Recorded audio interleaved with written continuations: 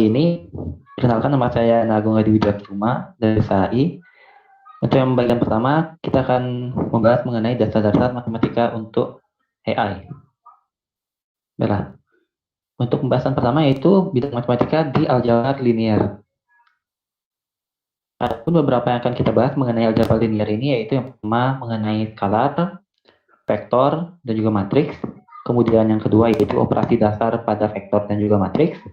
Kemudian yang ketiga mengenai norms, dan mengenai nilai dan juga vektor eigen. Nah, untuk bagian yang pertama, kita tahu jika kita berkutat pada AI ataupun machine learning misalnya, data itu dapat direpresentasikan berdasarkan beberapa bentuk gitu. Nah, bentuk-bentuknya itu misalnya bisa sebagai suatu skalar, vektor, dan juga matriks. Yang pertama, apa itu skalar, vektor, dan juga matriks? Nah, skalar itu adalah bisa kita sebut sebagai suatu angka tunggal. Nah, biasanya itu berbeda dengan objek lainnya pada aljabar linear yang biasanya berupa susunan atau array yang terdiri dari beberapa angka. Biasanya skalar ditulis dengan variabel berhuruf kecil dan cetak miring. Bagi contoh, kita dapat menuliskan seperti pada slide untuk mendefinisikan suatu skalar yang bernilai real, atau seperti pada slide juga untuk mendefinisikan suatu skalar untuk satu bilangan asli. Contoh skalar itu ada angka tunggal di 1, 2,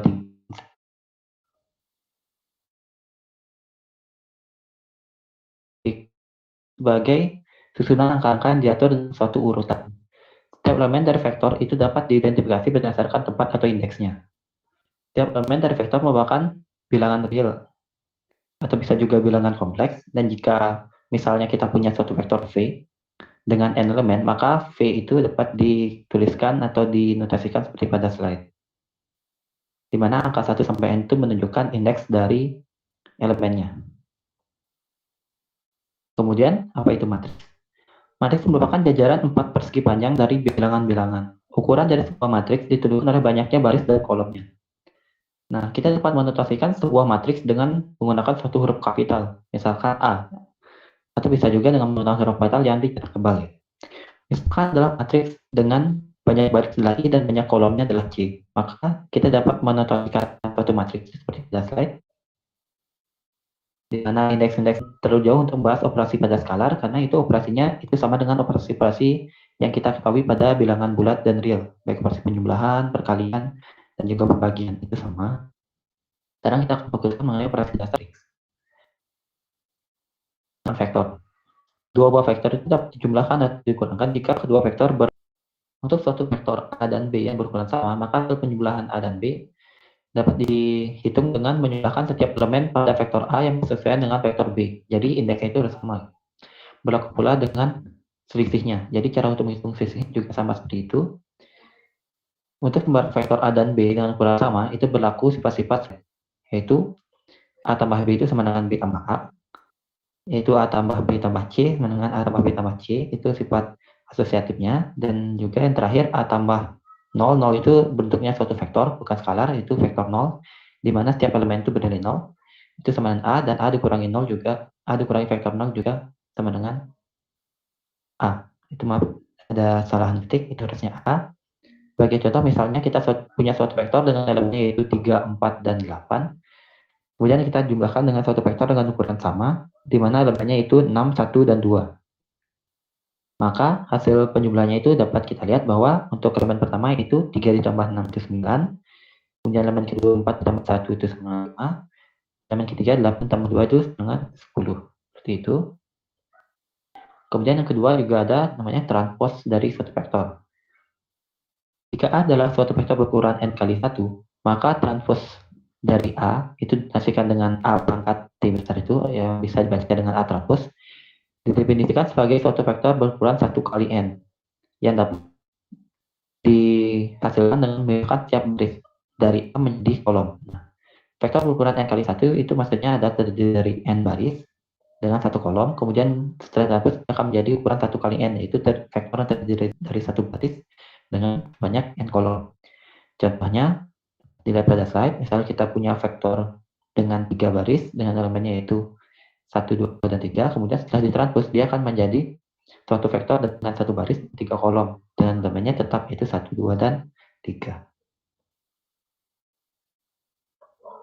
Kemudian selanjutnya yaitu perkalian vektor. Jika kita memiliki satu vektor A dan B dengan ukuran n kali 1, maka dapat dilakukan operasi perkalian transpose dengan B. Nah, operasinya dapat dilihat pada slide. Terkadang operasi itu juga dapat disebut sebagai dot product atau inner product ya. Untuk A dan B dengan ukuran sama juga berlaku sifat A transpose B sama dengan B transpose A, dan K kali A transpose B kemudian dikalikan dengan B sama dengan K kali B transpose dikalikan dengan A, di mana K itu adalah suatu skalar. Sebagai contoh, misalnya kita punya suatu vektor A dengan elemen 1, 2, 3, dan 4, dan B dengan elemen 4, 3, 2, dan 1, maka A transpose B itu akan menghasilkan hasil yaitu 20. Itu 1 kali 4 hasilnya 4, 2 kali 3 hasilnya 6, 3 kali 2 6, dan 4 kali 1 4. Kemudian hasil tersebut dijumlahkan sehingga kita peroleh hasilnya 20. Nah, setelah kita mengetahui operasi dasar pada vektor, nah sekarang kita akan lanjutkan mengenai operasi dasar pada matriks. Itu pertama mengenai penjumlahan dan pengurangan pada matriks. Dua buah matriks itu dapat dijumlahkan atau dikurangkan jika kedua matriks berukuran sama. Ya, syaratnya sama seperti vektor tadi. Untuk suatu matriks A dan B yang berukuran sama, maka hasil penjumlahan A dan B yaitu dapat dihasilkan dengan jumlahkan setiap entry pada matriks A yang bersesuaian dengan matriks B. Jadi posisinya itu harus sama. Kemudian berlaku pula dengan hasil selisihnya. Sebagai contoh, kita punya matriks A dengan nilai tiap entry yaitu 1, 2, 1, 0, 1, 1, dan 2, 3, 1. Dan juga matriks B dengan entry-entry-nya yaitu 1, 1, 2, 1, 1, 2, dan 2, 0, 1. Maka untuk hasil penjumlahannya kita dapat jumlahkan tiap entry-nya, yaitu 1 jumlahkan dengan 1, kemudian 2 tambah 1, 1 tambah 2, dan seterusnya suatu matriks dengan ukuran yang sama, di mana tiap entry-nya itu penjumlahan dari entry-entry yang bersesuaian di A dan B. Untuk pengurangan juga caranya sama seperti itu. Kemudian selanjutnya itu mengenai perkalian pada matriks. Nah, ini sebenarnya kita mengingat kembali materi-materi yang kita pelajari dahulu, baik di SMP maupun SMA. Untuk perkalian matriks, jika matriks A berukuran M kali R dan matriks B berukuran R kali N, maka hasil kali A dan B menghasilkan matriks berukuran M kali N. Nah, syaratnya di sini adalah matriks yang terletak di pertama itu harus memiliki banyaknya kolom pada matriks pertama itu harus sama dengan banyaknya baris pada matriks yang berikutnya. Untuk mencari nilai dari entry baris I dan kolom J dari A kali B, maka kita kalikan entry-entry pada baris I di matriks A dengan entry-entry pada kolom J di matriks B yang bersesuaian. Setelah itu jumlahkan perkalian tadi. Nah, sebagai contoh, misalkan kita memiliki dua matriks, yaitu matriks A dan matriks B, di mana entry-entry pada matriks A itu yaitu 1, 2, 1, 3, dan matriks B entry-nya itu 1, 2, 3, 4. Maka untuk perkalian A kali B, kita akan dapat lihat pada slide 1 dikalikan dengan 1, yaitu entry yang pada baris pertama di matriks A dikalikan dengan entry kolom pertama di baris B, kemudian 2 dikalikan dengan 3. Itu entry pada baris pertama di kolom A itu dikalikan dengan entry pada kolom pertama di baris B. Nah, itu akan menjadi entry pada baris pertama kolom pertama di hasil perkalian matriks A dan matriks B. Nah, misalnya untuk yang kedua, entry pertama pada baris kedua di matriks A itu dikalikan dengan entry pertama di kolom pertama baris kolom pertama matriks B. Kemudian entry kedua di baris kedua matriks A itu dikalikan dengan entry kedua pada kolom pertama di matriks B. Itu akan menjadi hasilnya itu akan menjadi elemen di baris kedua pada kolom pertama dari hasil perkalian matriks A dan B. Begitu seterusnya, seperti yang bisa dilihat juga pada slide. Kemudian hasil perkaliannya akan kita peroleh yaitu suatu matriks berukuran 2 kali 2 juga dengan entry-entry-nya yaitu 7, 10, 10, 14. Kemudian kita memiliki beberapa sifat-sifat operasi matriks. Nah, dengan mengasumsikan ukuran matriks demikian sehingga operasi-operasi yang seperti kita telah sampaikan sebelumnya itu dapat dilakukan, maka aturan-aturan aritmatika matriks berikut ini dapat berlaku, yaitu pertama, matriks A tambah matriks B sama dengan matriks B tambah matriks A itu bisa disebut juga hukum komutatif penjumlahan. Kemudian yang kedua, A tambah B tambah C itu sama dengan A tambah B tambah C. itu hukum asosiatif terhadap penjumlahan. A kali hasil perkalian B dan C itu sama dengan hasil perkalian A dan B kalikan dengan C, itu hukum asosiatif perkalian. A kali hasil penjumlahan B tambah C itu sama dengan A kali B ditambah A kali C itu distributif kiri. Hasil penjumlahan A dan B itu dikalikan dengan C itu sama dengan A kali C tambah B kali C. Kita lihat di bagian C-nya di kanan tuh hukum distributif kanan. Kemudian A kali hasil pengurangan B dengan C itu akan sama dengan A kali B dikurangi A kali C. Itu sama dengan hukum distributif kiri tapi terdapat pengurangan. Dan kemudian selanjutnya hasil pengurangan A dengan B dikalikan C itu dengan A kali C dikurangi B kali C. Nah, jika kita punya suatu skalar A, maka hasil perkalian suatu skalar A dengan hasil penjumlahan B dan C, di mana B dan C adalah suatu matriks, itu sama dengan A kali B tambah A kali C. Begitu pula dengan pengurangannya. Nah, jika kita punya suatu skalar A dan B, maka hasil penjumlahan A dan B itu dikalikan dengan suatu matriks C itu sama dengan A kali matriks C ditambah B kali matriks C. Begitu pula dengan pengurangannya. Dan bagaimana dengan perkalian skalarnya dapat dilihat juga pada slide terakhir. Nah, kita dapat lihat juga di sini bahwa pada operasi matriks itu tidak berlaku hukum komutatif terhadap perkalian seperti itu. Baiklah, untuk selanjutnya yaitu transpos dari suatu matriks. Sebelumnya kita sudah bahas mengenai transpos terhadap suatu vektor, di mana suatu vektor yang terdiri dari n baris dan satu kolom itu jika ditranspos akan menjadi suatu vektor yang berukuran satu baris dengan n kolom. Nah, bagaimana pada matriks?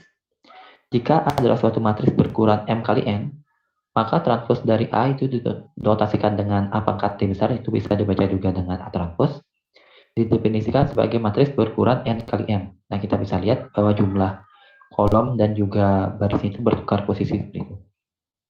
Yang didapat dengan mempertukarkan baris-baris dan kolom-kolom dari A. Nah, sebagai contoh, misalnya kita punya suatu matriks 3 kali 3 yaitu A, dengan entry-entry-nya 1, 2, 3, 4, 5, 6, 7, 8, 9. Nah, jika kita transpose ke matriks A, maka entry pada baris pertama yaitu 1, 2, 3 itu akan menjadi kolom pertama di matriks transpose-nya. Kemudian entry pada baris kedua itu akan menjadi entry pada kolom kedua, dan entry-entry pada baris ketiga akan menjadi entry-entry pada kolom ketiga di matriks transpose-nya. Kemudian next kita lanjut membahas mengenai determinan matriks. Nah, determinan matriks ini memiliki kaitan yang kuat dengan nanti pada saat kita mencari inverse atau balikan dari suatu matriks. Di mana inverse nanti itu kan banyak berguna pada saat kita melakukan pengolahan matriks seperti pada dekomposisi matriks dan juga dan sebagainya. Nah, determinan dari suatu matriks dengan sebarang ukuran dapat didefinisikan dengan menggunakan formula Leibniz. Formula Leibniz untuk matriks A yang berukuran n kali n dapat ditulis seperti pada slide. Nah, untuk determinan matriks ini hanya dapat dicari untuk matriks yang berukuran n kali n atau matriks persegi seperti itu. Nah, determinan dari A dengan menggunakan formula Leibniz itu dapat dijelaskan dengan penjumlahan dari setiap sigma. Sigma ini merupakan suatu permutasi di mana yang dijumlahkannya itu adalah suatu tanda dari sigmanya dikalikan dengan entry-entry AI, sigma I. Karena sigma ini merupakan permutasinya. Nah, apa itu permutasi dan bagaimana cara kita menentukan tandanya? Dijelaskan sebagai berikut. Nah, sigma itu menunjukkan permutasi seperti yang saya sampaikan tadi dari suatu himpunan bilangan 1, 2 hingga n, di mana 1, 2 hingga n ini merupakan suatu indeks. Nah, permutasi adalah fungsi yang mengurutkan ulang himpunan bilangan bulat. Nilai pada posisi ke I setelah pengurutan ulang dinotasikan dengan sigma I. Sebagai contoh, kita punya barisan bilangan 1, 2, dan 3. 1, 2, 3 itu dapat diurutkan ulang, misalnya menjadi sigma-nya itu 2, 3, 1. Nah, kita dapat ambil indeks-indeksnya itu, misalnya sigma 1 itu merupakan bilangan pada posisi pertama dari permutasinya, yaitu 2. Kemudian sigma 2 itu bernilai 3, yaitu posisi keduanya, dan sigma 3 itu bernilai 1, yaitu pada posisi ketiga. Himpunan dari seluruh permutasi itu dinotasikan sebagai Sn. Untuk setiap permutasi sigma, SGN sigma atau side sigma atau tandanya itu dapat menunjukkan tanda dari sigma, di mana akan bernilai positif 1 ketika pengurutan ulang yang diberikan oleh sigma dapat dihasilkan dengan secara berturut-turut menukarkan dua elemen sebanyak suatu langkah. Dengan banyak langkah itu adalah suatu bilangan genap, dan negatif 1 jika pergantiannya sebanyak satu bilangan ganjil langkah. Nah, untuk lebih jelasnya, misalnya, sebagai contoh, kita ingin menentukan determinan dari suatu matriks yang berukuran 3 kali 3. Nah, maka determinannya dapat ditentukan dengan menggunakan formula Leibniz yang tadi. 3 ukuran 3 kali 3 berarti kita punya indeks 1, 2, dan 3. Nah, kita lihat seperti pada slide, maka permutasi dari 1, 2, 3 itu bisa dinotasikan. Pertama itu permutasi awalnya 1, 2, 3 itu tidak dilakukan perubahan posisi. Kemudian untuk permutasi kemungkinan yang kedua itu 1, 3, 2. Permutasi selanjutnya yang mungkin yaitu 2, 1, 3. Kemudian 2, 3, 1. 3, 1, 2, dan juga 3, 2, 1. Nah, banyak permutasinya ini adalah n faktorial gitu. Nah, kemudian untuk menentukan tandanya kita bisa lihat. Untuk tanda yang pertama yaitu positif, karena pada saat tidak ada pergantian tanda, berarti banyaknya pergantian posisinya itu adalah 0 kali, di mana kita dapat anggap 0 itu adalah satu bilangan bulat, karena dia habis dibagi 2.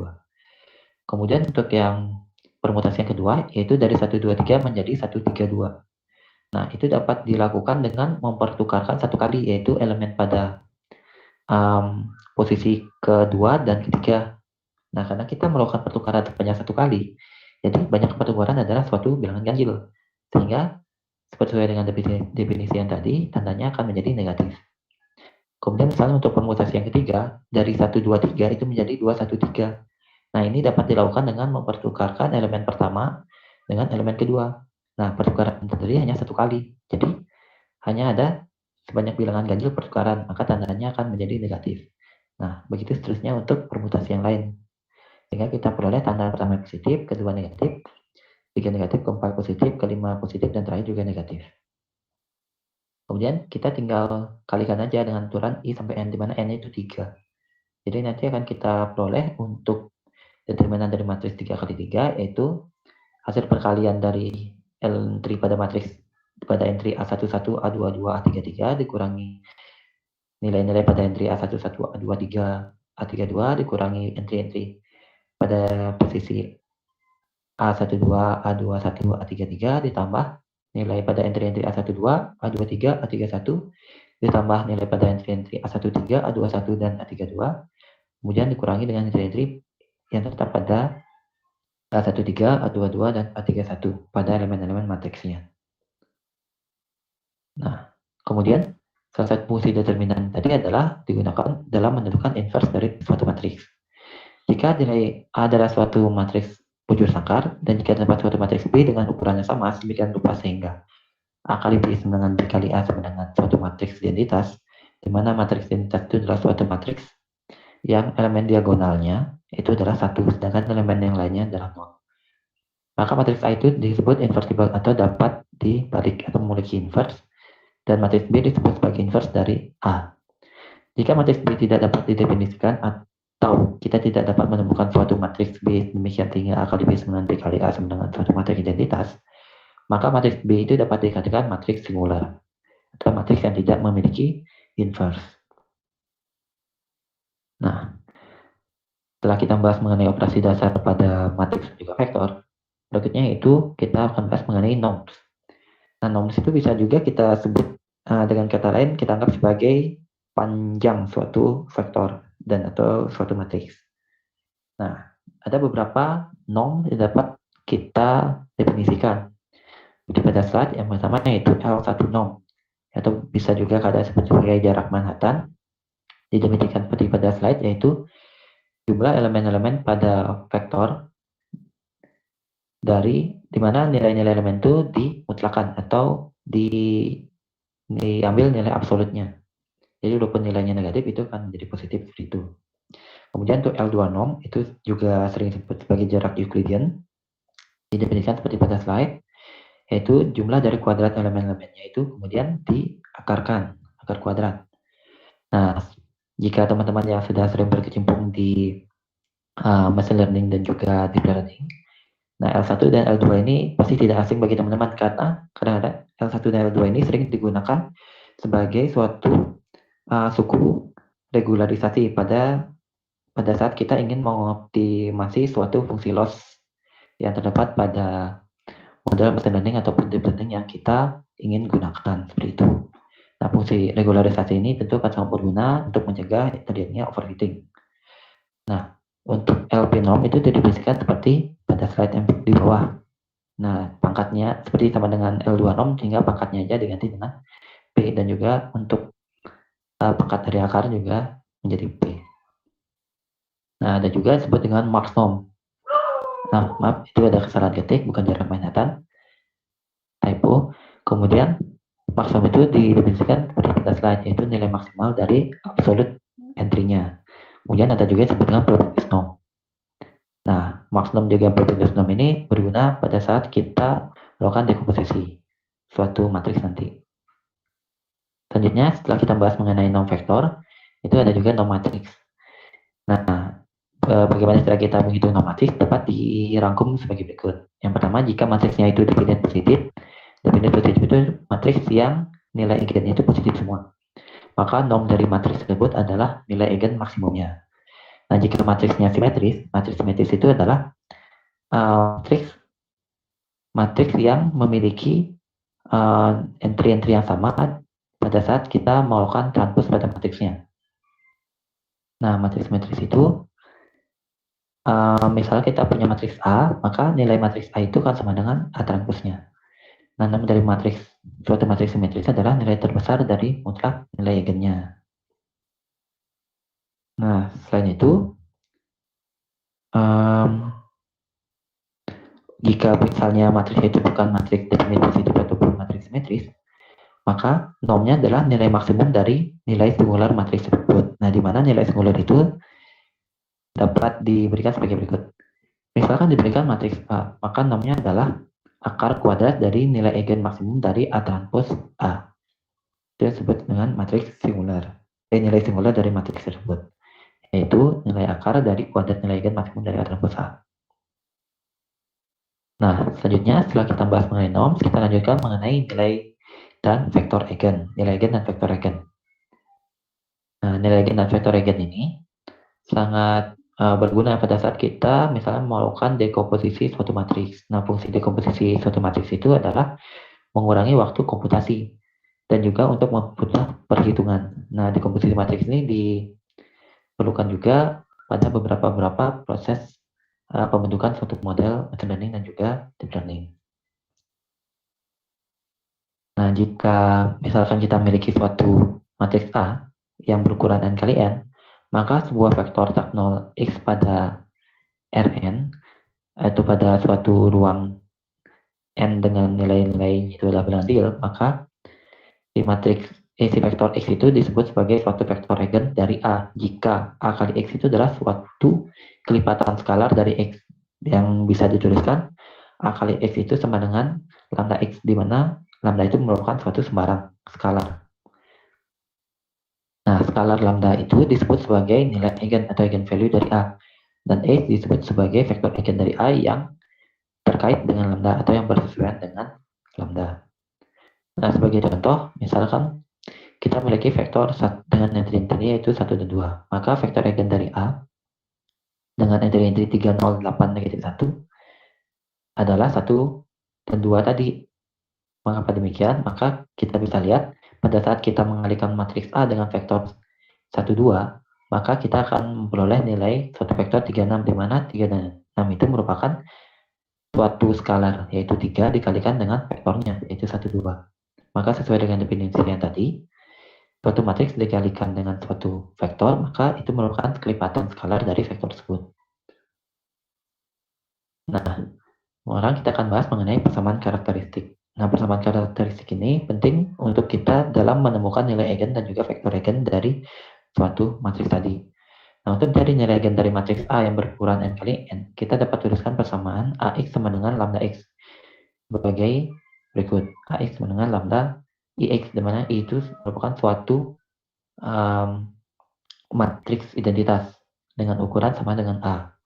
Kemudian, atau secara ekuivalen kita juga dapat tulis sebagai lambda I dikurangi A dikalikan dengan X, itu sama dengan 0. Agar lambda itu dapat menjadi nilai eigen, maka harus terdapat suatu solusi tak nol dari persamaan ini. Nah, persamaan di atas dapat memiliki solusi tak nol jika hanya jika nilai determinan dari lambda i dikurangi a itu sama dengan 0. Nah, sebagai contoh, misalkan kita ingin menentukan nilai eigen dari matriks A dengan entry-entry itu 3, 0, 8, negatif 1 dengan persamaan karakteristik. Seperti yang tadi, determinan lambda i, harusnya i sama, dikurangi a, itu sama dengan 0. Setelah kita melakukan perhitungan seperti yang tadi, seperti yang tersedia pada slide, maka kita dapat memperoleh nilai lambda itu 3 dan juga atau negatif 1. Nah, sehingga kita perlu nilai eigen dari matriks A itu 3 dan negatif 1. Nah, bagaimana cara kita menentukan vektor eigennya? Yaitu dengan menentukan basis dari ruang eigennya. Vektor-vektor eigen dari matriks A terkait dengan sebuah nilai eigen lambda adalah vektor-vektor tak 0x yang memenuhi persamaan AX sama dengan lambda x. Dengan kata lain, vektor-vektor eigen terkait dengan lambda adalah vektor-vektor tak 0 di dalam ruang solusi lambda i dikurangi AX sama dengan 0. Mana 0 suatu vektor? Kita menyebut ruang solusi ini sebagai ruang eigen atau eigenspace dari matriks A yang terkait dengan lambda. Misal kita berikan suatu contoh, misal kita punya matriks A sama dengan 3, 0, 8, negatif 1, yang tadi kita telah hitung memiliki nilai eigen 3 dan negatif 1, maka kita dapat mencari basis dari ruang vektor eigennya sesuai dengan perhitungan di matriks. Jadi di slide kita misalnya ingin mencari ruang vektor eigen bersesuaian dengan lambda sama dengan 3, maka kita dapat melakukan perhitungan sebagai berikut. Nah, setelah terakhir, jika kita misalkan X1 sama S dan X2 sama 2S, maka kita dapat bahwa ruang vektor eigen atau basisnya itu yaitu 1 dan 2, di mana basisnya 1, 2 itu bersesuaian dengan nilai lambda 3. Nah, untuk nilai lambda pada yang bersesuaian dengan nilai lambda negatif 1 dapat dilakukan perhitungan yang serupa. Nah, sambil menunggu teman-teman yang bertanya, saya ada beberapa pertanyaan nih untuk materi. Jadi pertanyaan pertama adalah, tadi kan kita membahas vektor ya.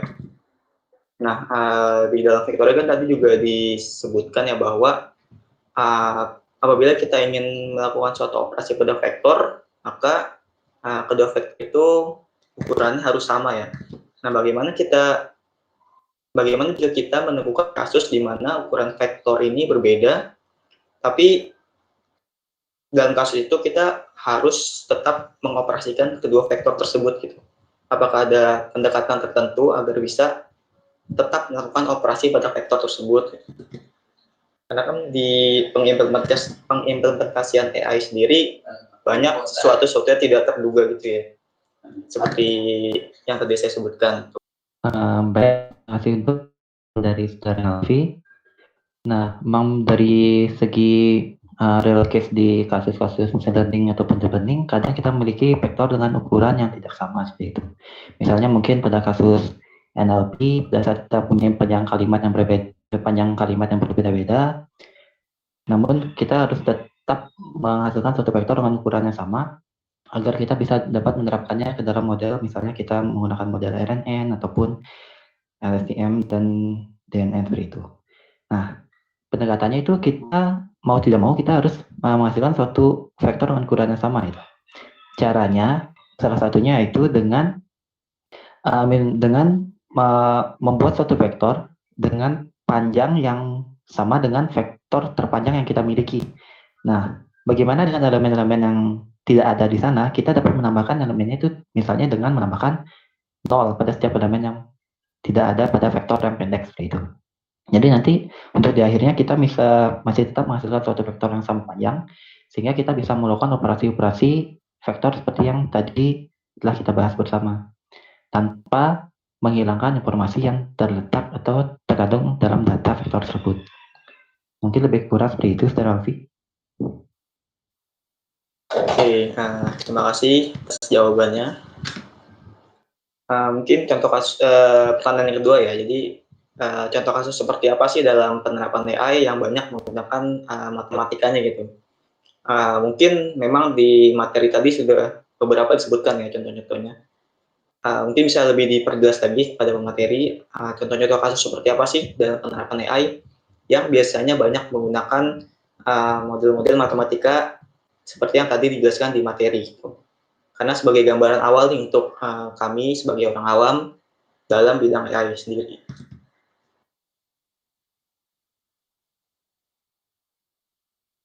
Terima kasih Dr. Alfi. Saya akan mencoba untuk jawab pertanyaan dari Dr. Alfi. Nah, untuk bidang AI, seperti apa kita menerapkan matematika di dalam bidangnya itu.